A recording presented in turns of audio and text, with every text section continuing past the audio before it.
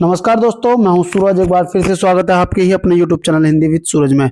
तो दोस्तों, आज की जो वीडियो है ये बहुत खास है क्योंकि कमेंट मुझे बहुत ज़्यादा आ रहे हैं तीन चीज़ों को लेकर। एक आ रहा है डाक टिकट, जिस पे मैं वीडियो बना चुका हूं, मैं लास्ट में आपको बता दूंगा।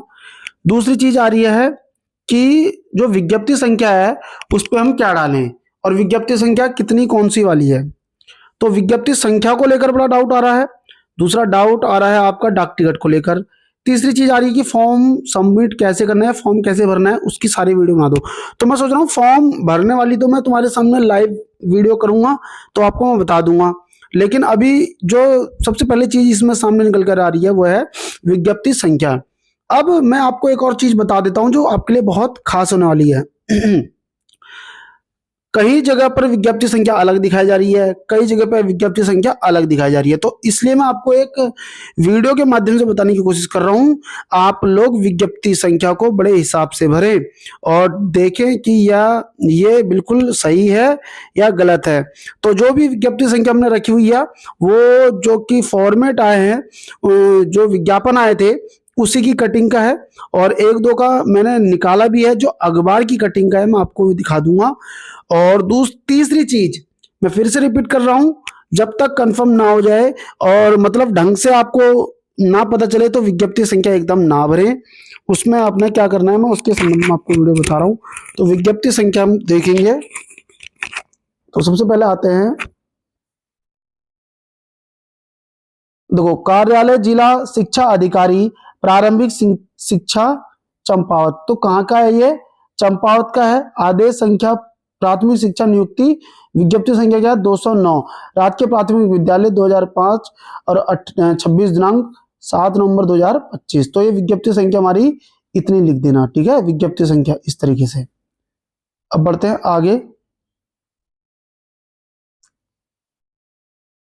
अब कौन सी आ रही है? देखो, कार्यालय जिला शिक्षा अधिकारी प्रारंभिक शिक्षा टिहरी गढ़वाल या नई टिहरी। आदेश संख्या प्रारंभिक शिक्षा टू नियुक्ति 533। ये नंबर क्या है? नियुक्ति संख्या क्या है? 533 है। इसको भी आप थोड़ा सा लिख देना पीछे से, आपका काम बन जाएगा। ये वो है जो नियुक्ति जब निकली थी तो उसी से मैंने ये लिया हुआ है। अगला आ रहा है कार्यालय जिला शिक्षा अधिकारी प्रारंभिक शिक्षा पिथौरागढ़। तो ये जो पीडीएफ है इसको मैंने भर्ती वाली जो साइट है अपनी नियुक्ति वाली, या जिसमें आए हैं विज्ञप्ति, तो मैंने वहां पे जाके चेक किया था, तो ये वही वाली पीडीएफ थी। मतलब सारे मैंने पीडीएफ खोली जिलों की, तो उसकी ये ऊपर ऊपर की हेडलाइन थी जिसको काट के इसने पीडीएफ बनाया हुआ है। अब देखो, आदेश संख्या प्रारंभिक शिक्षा नियुक्ति 239। तो पिथौरागढ़ की कितनी होगी? 239। अब बढ़ते हैं आगे। वीडियो में बने रहना, लास्ट में दो तीन चीजें और बताऊंगा जो खास है। कार्यालय जिला शिक्षा अधिकारी प्रारंभिक शिक्षा कहाँ की है? देखो, बागेश्वर की। तो इसकी नियुक्ति संख्या क्या होगी? देखो, 207। फिर से हटा देता हूँ, 207, ठीक है।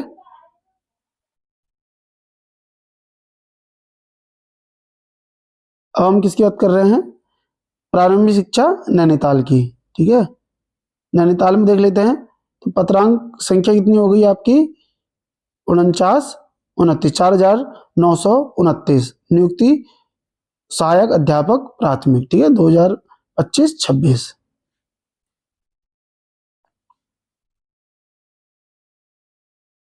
अब किसकी आ रही है? देखो, रुद्रप्रयाग की। तो रुद्रप्रयाग की देखो, आदेश संख्या प्राथमिक शिक्षा नियुक्ति 412 राजकीय प्राथमिक विद्यालय प्रारंभिक शिक्षा विभाग के अंतर्गत सहायक अध्यापक प्राथमिक की विज्ञप्ति। चलो कोई नहीं। अब कौन सी आ रही है? देखो, चमोली। चमोली की देखो, आदेश संख्या बेसिक सेवाएं 329 प्राथमिक शिक्षा नियुक्ति 2025-26।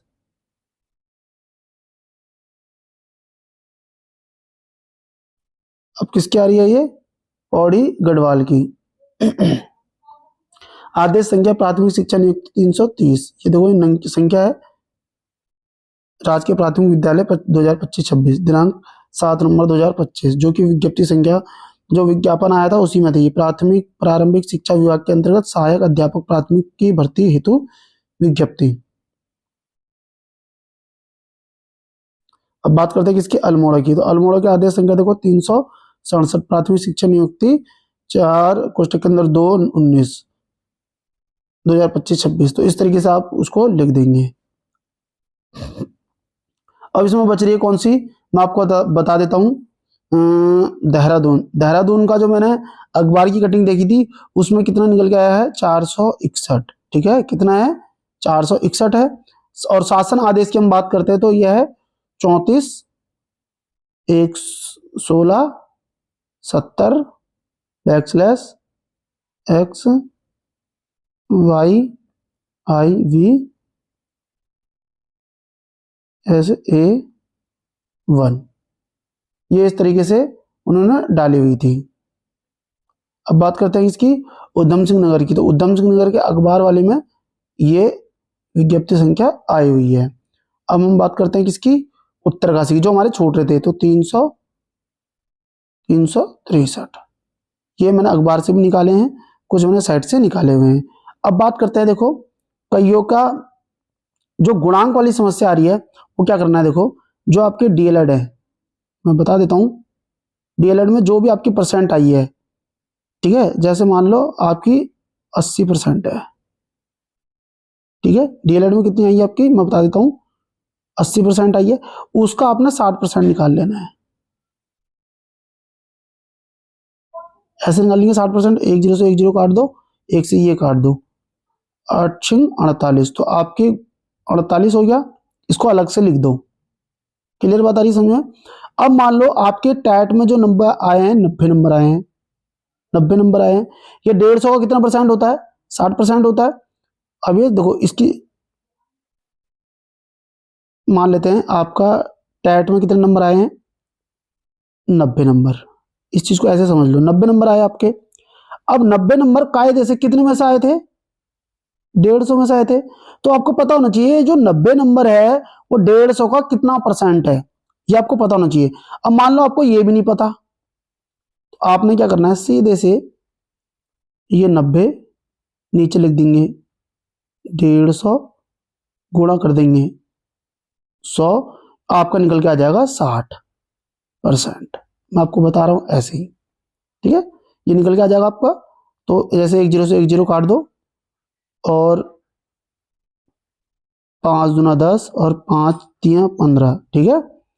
अब इसको देखो 3 से 3 3 3 9 0, 30 दूना 60, तो 60% आ गया। मैंने ऐसे बताया था 60% आ गया।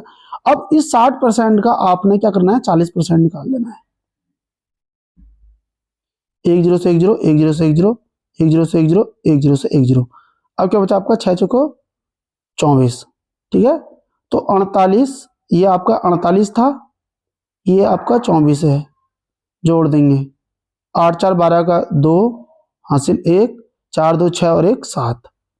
तो आपकी कितने परसेंट आ गई है, मैं सॉरी कितना गुणांक आ गया, 72 गुणांक आ गया। मैं फिर से रिपीट कर रहा हूं, डीएलएड की जो भी आपकी परसेंटेज है उसका आपको निकालना है 60%, और इसको यहां पे लिख देना है, ठीक है। अब आपके टैट में जो टोटल परसेंट आई है, टैट की आपकी जो टोटल परसेंट है उसका आपने निकालना है 40%। अब जो आएगा उसको यहां पे लिख देना है, इन दोनों को फिर जोड़ देना है, तो आपका क्या निकल के आ जाएगा, गुणांक। क्लियर बात आ गई, ये भी आपकी समझ में आ गई। अब एक और चीज आ रही है डाक वाली, डाक टिकट की। मैंने बहुत वीडियो में बता दिया आप लोगों को कि डाक टिकट कितने वाला है, कैसे करना है, क्या करना है, लेकिन आप लोग बार बार भूल जा रहे हो। तो मैं आपको फिर से बता देता हूं। देखो नैनीताल की हम बात करते हैं तो 30 रुपए का डाक टिकट लगेगा इसमें। चंपावत की अगर हम बात करते हैं तो इसमें भी 30 रुपए का लगना है। और हम बागेश्वर की बात करते हैं तो बागेश्वर में लगेगा 55 का। फिर हम बात करते हैं पौड़ी का, तो पौड़ी में भी लगेगा 55 का। फिर आया उत्तरकाशी का, फिर उत्तरकाशी में भी लगेगा 55 का। फिर है पिथौरागढ़, पिथौरागढ़ में भी लगेगा 55 का।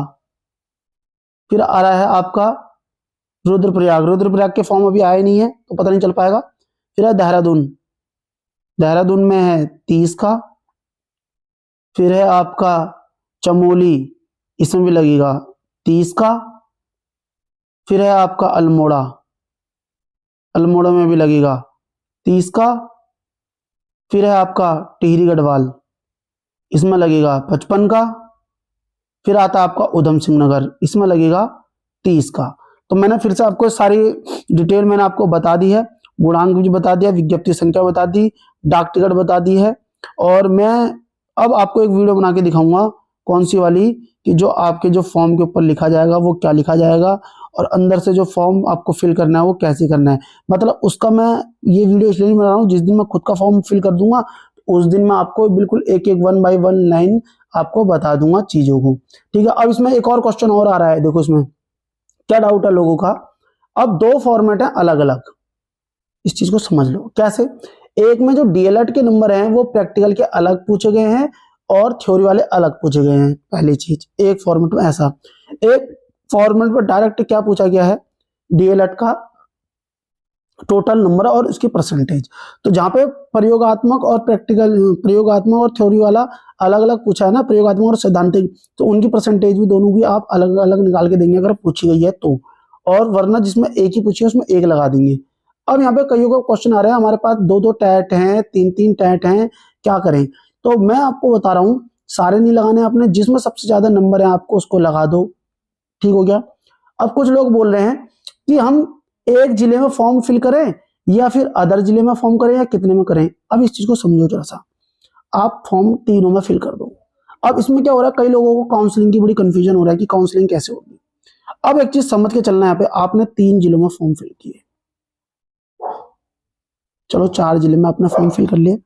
जब काउंसलिंग की डेट आएगी तो डेट एक ही होगी चारों की। अब यहाँ पे तुम्हें कंफ्यूजन कि हम कहाँ जाए।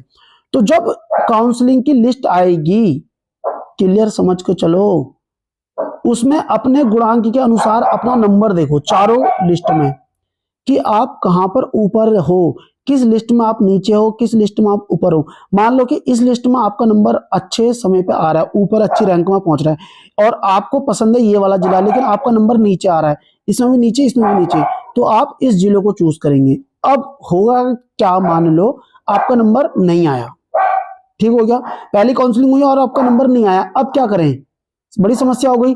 फिर क्या करना है, आपने दूसरी काउंसलिंग का वेट करना है। फिर दूसरी काउंसलिंग में फिर से क्या है, इन चारों की लिस्ट जारी होगी और इन चारों की लिस्ट जारी होने के बाद आप अपना गुणांक चारों में फिर से मैच करो कि कहां पे आपका सही जा रहा है, समझ आ रही है। उसके अकॉर्डिंग आप काउंसलिंग करोगे। आप मुझसे पूछ रहे हो कि हम कहाँ काउंसलिंग कराएं, किस जिले में काउंसलिंग कराएं, तो ऐसा नहीं है। जब चारों की लिस्ट आएगी, अपने गुणांक के अनुसार अपना नंबर देखो, आपकी रैंक देखो कहाँ पहुंच रही है और कहाँ पे आपको मिल सकता है, इस अकॉर्डिंग से आप जाएंगे। ऐसा नहीं कि वहां पे भीड़ ज्यादा है, वहां पे संख्या ज्यादा है। आप पहली काउंसलिंग के बाद तो देखो काफी लोग छट जाएंगे, तो दूसरी तीसरी काउंसलिंग जो आएगी उसमें क्लियर हो जाएगा कि आपके लिए कौन सी वाली काउंसलिंग बेटर है, क्योंकि उनके नाम वहां से हट जाएंगे, उन काउंसलिंग लिस्टों से उनके नाम क्या हो जाएंगे, हट जाएंगे। अच्छी चीज हो रही है कि एक बार तुमने ले लिया लिस्ट में नाम, अगर एक बार आपकी ज्वाइनिंग लेटर मिल गया आपको, एनओसी जो भी है, तो उसके बाद आप दूसरी काउंसलिंग में जा नहीं सकते, तो आपका नाम वहां से हट जाएगा, तो भीड़ क्या हो जाएगी, दूसरी तीसरी काउंसलिंग के बाद कम हो जाएगी। और जो भी आपके प्रश्न है वो क्वेश्चन कमेंट के माध्यम से आप बता देना, मैं आपको रिप्लाई कर दूंगा, क्योंकि आजकल थोड़ा सा मैं बिजी हूँ। बिजी क्यों, तो देख सकते हैं अभी मेरी ड्यूटी लगी हुई है, ये देखो शादी के कार्ड है, ये आजकल सीजन चल गया शादियों को, तो ये कार्ड मुझे बांटने हैं अभी और भी रखे हुए हैं, तो इसलिए मैं कमेंट के आपके रिप्लाई नहीं कर पा रहा हूं, तो उसके लिए मैं माफी चाहता हूं। लेकिन कोशिश मेरी जितनी भी है मैं आपके कमेंट का रिप्लाई करूंगा, और एक कमेंट सबसे ज्यादा जो सिमिलर होता है मैं उसी पे वीडियो बना देता हूं। तो उम्मीद है आपको वीडियो पसंद आई होगी, और ये वीडियो अगर अच्छी लगी है तो आप वीडियो को लाइक कर सकते हैं, चैनल को सब्सक्राइब कर सकते हैं, और कर देना एक कमेंट जिस भी संबंध में आपको वीडियो चाहिए, मैं उस संबंध में आपको वीडियो बनाकर दूंगा। मिलते हैं नेक्स्ट वीडियो में, थैंक यू, बाय बाय।